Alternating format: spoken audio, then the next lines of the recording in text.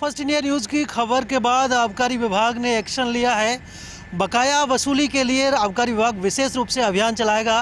First India news ने 18 अगस्त को एक विशेष खबर दिखाई थी जिसमें यह बताया था कि करीब 1092 करोड़ रुपए की राशि पिछले वित्त वर्ष में बकाया रही है और उसे चुकाने के लिए अब आबकारी विभाग एक्शन में आ गया है। आबकारी आयुक्त कुमारपाल गौतम ने आज एक विशेष आदेश जारी करते हुए प्रदेश भर के सभी जिला आबकारी अधिकारियों को पत्र लिखा है और उसमें ये कहा है कि 1 से 30 सितंबर तक बकाया राजस्व वसूली को लेकर विशेष अभियान चलाया जाएगा। इस दौरान पिछले वित्त वर्ष के बकाया 1076 करोड़ रुपए और उससे पूर्व 31 मार्च 2021 तक के समस्त बकाया 256 करोड़ रुपए की वसूली के प्रयास किए जाएंगे।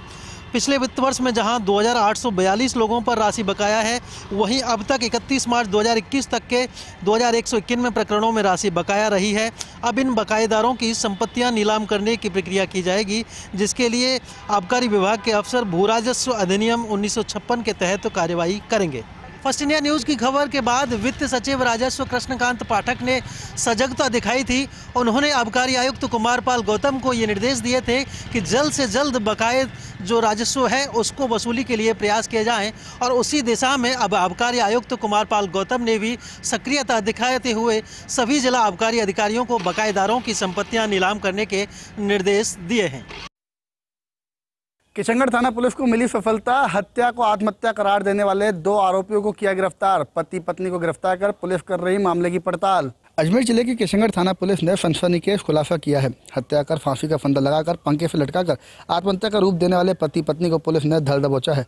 मामला किशनगढ़ के नायकों का मोहल्ला फवारी गेट का है। मृतक के पुत्र ने किशनगढ़ थाने में मामला दर्ज कराया। लिखित रिपोर्ट में मृतक के पुत्र ने बताया कि उसके पिताजी 28 अगस्त की रात्रि अपने पड़ोसी भागचंद के मकान पर गए थे और रात्रि में भागचंद और उसकी पत्नी पुष्पा दोनों ने मिलकर मेरे पिताजी जीवन राम का गला दबा करके वहीं रस्सी से गला घोंटकर हत्या कर दी। पुत्र ने शिकायत में बताया कि मेरे पिताजी के गले में फांसी का फंदा बांधकर अपने ही घर के कमरे पर पंखे से लटका दिया और हत्या को आत्महत्या का रूप दे दिया। मुझे भागचंद ने फ़ोन करके बताया कि तेरे पिताजी ने मेरे घर पर आकर कमरे में फांसी की खाली है। मैं मौके पर पहुंचा और पिताजी को फंदे से उतारकर हॉस्पिटल ले गया, जहां डॉक्टरों ने पिताजी को मृत घोषित कर दिया। मृतक के पुत्र ने शिकायत में पड़ोस में रहने वाले दोनों पति पत्नी पर शंका जाहिर की, जिसके बाद पुलिस ने मामले में तफ्तीश शुरू की और मामले में आज सफलता हाथ लगी।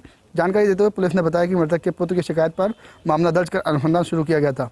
अनुसंधान के दौरान मृतक जीवन राम आरोपी पुष्पा देवी के साथ संबंध बनाने के लिए बार बार रात्रि में उसके घर जाया करता था। इसी कारण आरोपी पुष्पा का उसका पति भागचंद दोनों परेशान थे। इसी कारण दोनों ने आरोपी को लंबे समय से मृतक की हरकतों से परेशान हो चुके थे, जिसके चलते मृतक जीवन राम रात्रि आरोपियों के घर में घुसा और आरोपी पति पत्नी ने मिलकर जीवन राम के साथ मारपीट कर उसका गला घोंटकर हत्या कर दी। हत्या करने के बाद खुद ने घर में मृतक जीवन राम को कमरे में ले जाकर फांसी के फंदे पर लटका दिया और आत्महत्या का रूप देना चाहा। वहीं पुलिस ने दोनों आरोपियों को गिरफ्तार कर पड़ताल शुरू कर दी है।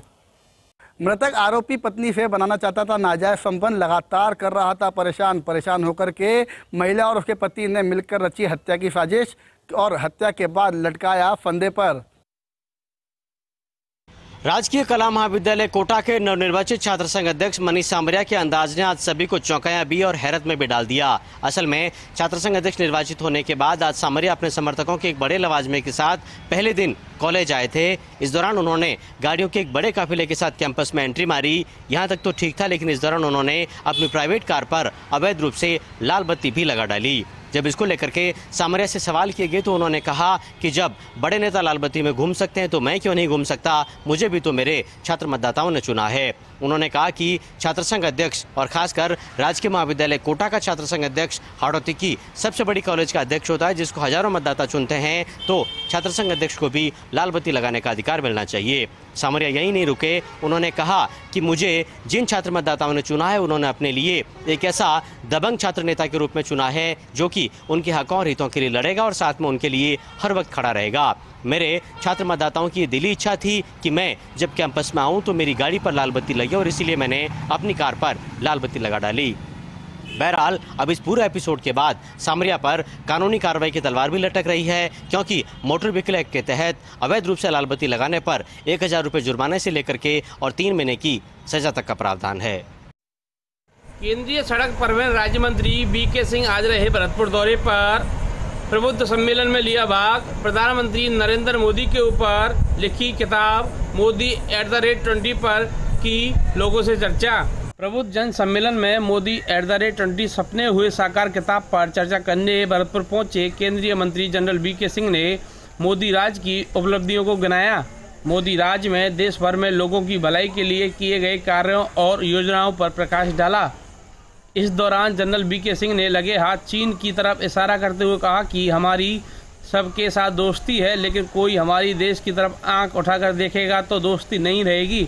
जनरल वीके सिंह ने कहा कि मोदी राज में देश की सुरक्षा और सेना दोनों मजबूत हुई है। प्रधानमंत्री नरेंद्र मोदी ने देश की सेना का मनोबल बढ़ाया है। प्रबुद्ध जन सम्मेलन में विधायक बादे देवनानी, जिला प्रमुख जगत सिंह, भरतपुर सांसद रंजीता कोहली, भाजपा नेता भजनलाल शर्मा सहित कई अन्य भाजपा नेता मौजूद रहे। नमस्कार, स्वागत